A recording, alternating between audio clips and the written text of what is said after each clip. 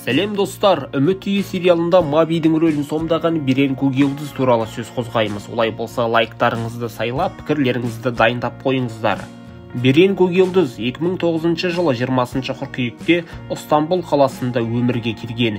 Әкесінің есімі Еждер Көкелдіз, мамандығы құрылыс саласының инженері. Ал анасы Мини Көкелдіз Түркиядағы танымал компаниялардың бірінде қоғаммен байланыс бөлімінде жұмыс істейді.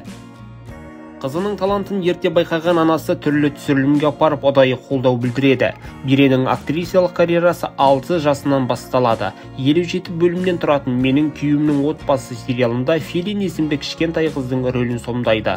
Ана сериалында Мелек Акчайдың, Біздің оқиға сериалында Айшенің, Бір бос жерде фильмінде Элмаздың, Балғаймақ фильмінде Баде ретінде экранға шығады.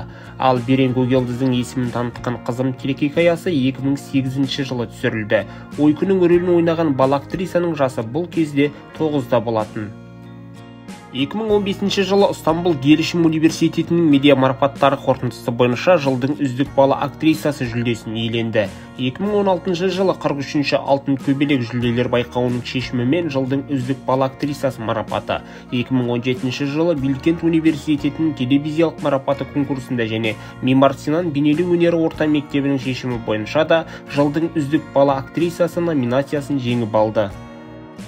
Достар, Үміт үйі сериалындағы өзге балалар туралы қызықты ақпарат естігілеріңіз келсе, пікір алаңына жазып кетіңіздер. Мен міндетті түрде шығарамын. Ал сізге Берен Көкелдіздің Үміт үйі сериалындағы рөлі ұнай ма? Ұнаса лайк басыңыздар.